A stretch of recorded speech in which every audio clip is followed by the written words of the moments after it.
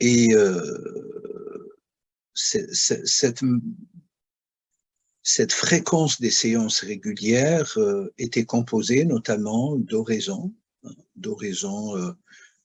sacrées et de prières surérogatoires, de lectures coraniques répétitives, les mêmes sourates, un certain ordre de signes coraniques à lire,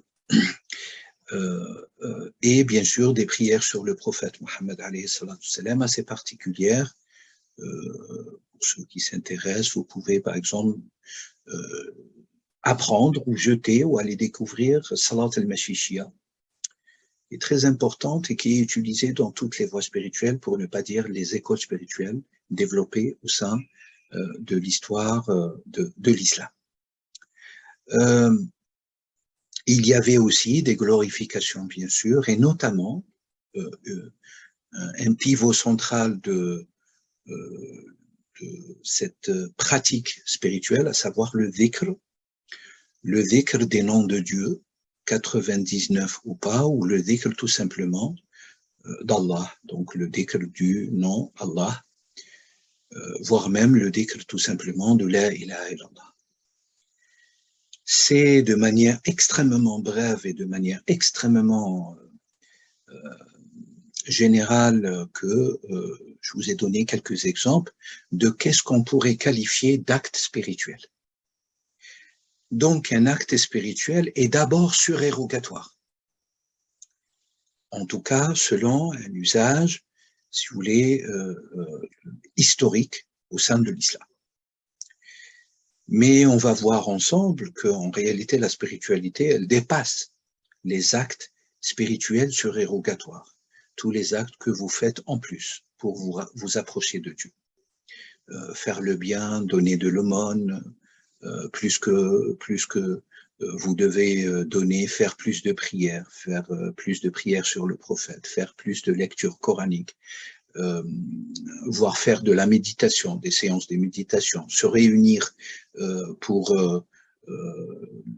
lire ce qu'on appelle al-awrad, hein, qui est un corpus particulier composé de tout ce que j'ai cité auparavant, à savoir quelques sourates ou quelques versets coraniques, des prières sur le prophète, l'unicité divine répétée, la ilaha illallah ou le nom Allah, et bien sûr la prière sur le prophète Mohammed alayhi salam.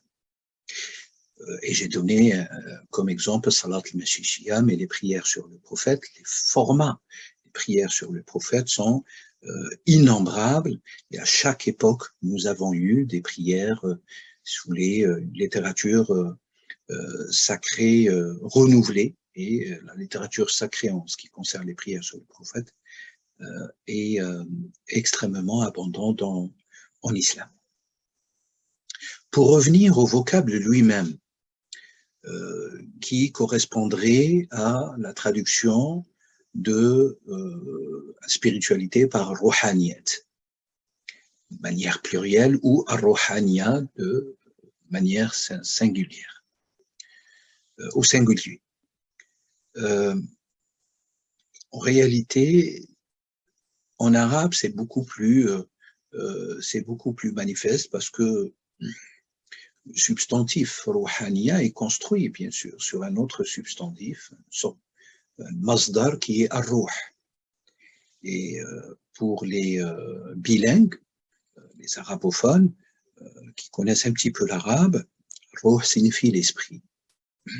Et qu'il ne faut pas confondre avec l'âme, bien sûr, parce que cette confusion existe aussi dans la littérature de manière générale. La littérature écrite, bien sûr, selon, bien sûr, les choix des auteurs et des autrices. Donc, le terme ruh est attesté, bien sûr, et ça c'est très important pour vous. Comme donné, je vous prie de fermer vos micros. Jazakumullah kulla khair. Merci infiniment. Donc, le terme ruh, qui est l'origine de la spiritualité. L'origine de la spiritualité en islam, il est attesté dans les paroles de Dieu, fi kalam Allah, fi al-Qur'an al-Azim al-Karim, attesté à maintes reprises, et pour vous dire, en prenant en compte la consonance ou la consonantique du terme ruh, il est attesté à 23 fois. 23 occurrences coraniques où vous allez trouver ar-ruh, ar-rawh, etc. Sans prendre en considération les autres vocalisations, à savoir rih, qui s'approche aussi en changeant la voyelle intermédiaire.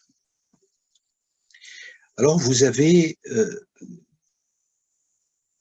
qu'est-ce que la spiritualité si ce n'est pas quelque chose qui est en rapport avec l'esprit, première acception, première définition, je vous prie de la noter, parce qu'elle est importante et c'est sur cette définition qu'on va construire petit à petit